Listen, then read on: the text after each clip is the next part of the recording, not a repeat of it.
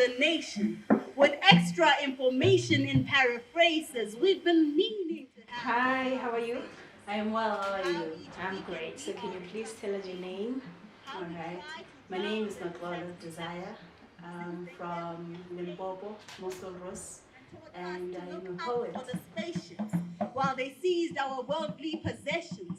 Now we seek asylum in the doctrines. Look in my eyes and tell me if I'm... Well, I grew up in Limpopo and I was raised under the influence of the Bedi culture and Ndebele culture, being my tribe, I'm Ndebele. And most of my upbringing is very rural. I was raised in a place where the technological lifestyle had not had the influence yet. So I played outside a lot. I had a bunch of friends outside as a kid, and man, I was the only child for a long time. I'm 9 years older than my sister, and so I became a sister at an older age, and that was a fantastic experience watching another sibling come into the family. And yeah, that's my upbringing. And my parents are Christians, so I was raised in methodology a lot. And I have the influence of the ZCC church. So that's why, that explains a lot of why I am the way I am. So yeah, that's my upbringing. That's beautiful. So during the time of your upbringing and you're saying that you grew up there in like rural areas and all that. So when exactly did you fall in love with poetry? Um, I didn't quite fall in love with poetry at the time. I fell in love with writing.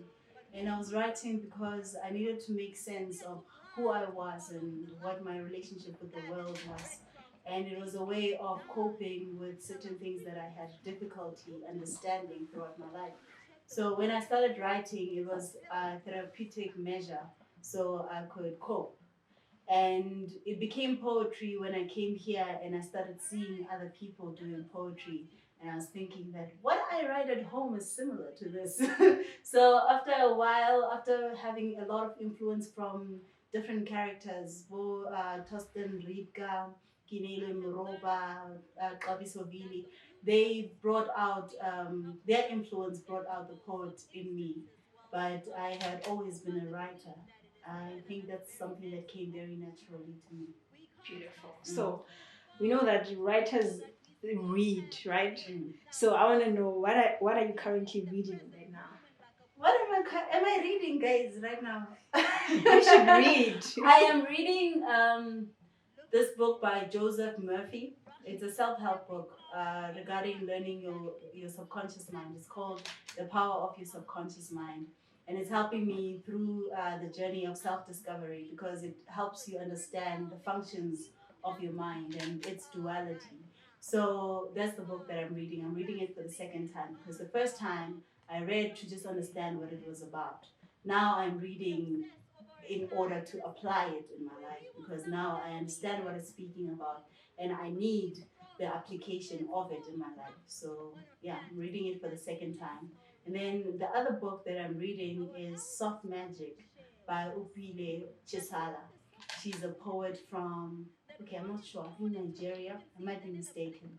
But Soft Magic is about self-love for the Black woman. So I'm also reading it throughout my life. I don't have a particular point where I actually put it down and say I'm done. So yeah, it's a book that I read just to help myself stay within the lanes of loving myself and recognizing when I'm not loving myself. Nice. So as an artist yourself now, I know that you draw inspiration from other artists, different ones. So I want to know like who's like that artist that you draw inspiration from that inspires you like. Well, the person who inspires my writing a lot, you'd be surprised, is Kendrick Lamar. We are surprised. I don't know. I love the way Kendrick tells a story in a poetic manner and the way he's able to fit it into 16 bars. It's like magic. And he's a genius with his writing. So I respect him so much that I feel like if I get to a point where I feel like my work can measure up to his work, well, not according to social standards, but according to my own standards, I think I would know that by then I am a mature writer. But until then, I'm just gonna admire and take notes. That is beautiful, man. That is beautiful. So, Thank in you. closing, Mm-hmm. what is it? What advice can you give to upcoming artists, those who look up to you, those who follow you, those who love you, like me? Mm-hmm. So, I'm not really a poet, and I don't think I can do a poetry, but it's beautiful. The way you sound, the way you recite your poets. I want to know, like, for me, if I want to do this, how do I exactly start? Man, advice How do you start? Yes, advice. Okay. In the beginning of my career in poetry, it was not a career, it was an interest. And I was lucky enough to be exposed to collectives such as Word and Sound, such as Hear My Voice and World of Words. And they provided the platform to share what I do. So for people who are beginning the journey of their artistry, whether it be in poetry, whether it be in music, I feel like it's important to share with other people what you are creating so that you can also have the criticism that you need in order to grow. Because if you create something and keep it in the comfort of your home, you can never know what impact it has. So you can never really judge it subjectively. It's always going to be your baby in the house. So if you are an artist who's willing to share and looking forward to it, start sharing it. And there is no time where you're going to be ready to do it. You can decide that, okay, this is the time where I'm writing just for myself. And then there's a time where you feel like, okay, I can share this. And you might have some doubts because maybe confidence does not rise at the time, or you have too many insecurities around it, whether how people are going to receive it or not, or whether you're going to be able to take the criticism that they give you. But it's important to start as early as you can. And whatever criticism you get back, the reaction you get back from the people you share with is going to help you grow as an artist, not only as a writer, as an artist. Because I myself was not always at a place where people actually sat and listened to me and gave me their time of day. I had to learn the ways how to deliver my poetry, how to project my voice, and how to word my sentences to spark attention. And I only knew that after I started sharing. Had I not started sharing with other people, I wouldn't have known.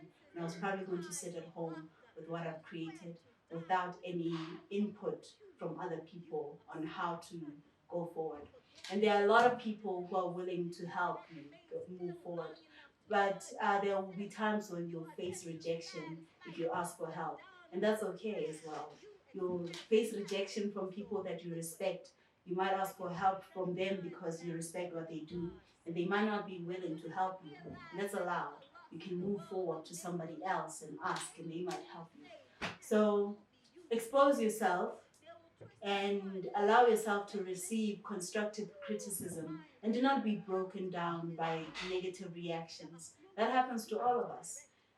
So if you are not strong enough to take it, then you can know that you're not ready to share, because sharing means exposing yourself and you're going to get reactions, both positive and negative, and you should be able to take both.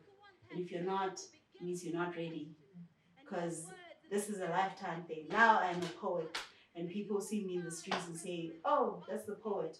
And I have to be able to take it from them, whether they like me or not, and be okay with it and still move accordingly. So yeah, if you're gonna share, be ready to be seen, in whatever light. So that's the advice I can give. Thank you. And so read, much. please read. See this is for aesthetics, but read, please, so that you can be informed, so that the things that you speak about are not things that you grabbed out of the air, and so that you can be able to back up what you're saying with knowledge as well, and to improve your vocabulary. So yeah. Beautiful, man. Thank you so much for your time. Keep shining, keep smiling, and keep giving us those fire poems. Thank you so much for your time. Thank you for having me. Thank you. Nurtured by the sanctity that lives and breathes within us. Concern for our kinfolk would yet again be our philosophy, and no effort would ever have to be enforced to foster care for those in destitute. Our spirits would assemble in salutations of our divinity. Every stone established a prayer of abundance. Every word exchanged a prayer of light. Every feet pursued a prayer of progress. Every difference settled a prayer of peace. Every seed planted a prayer of life.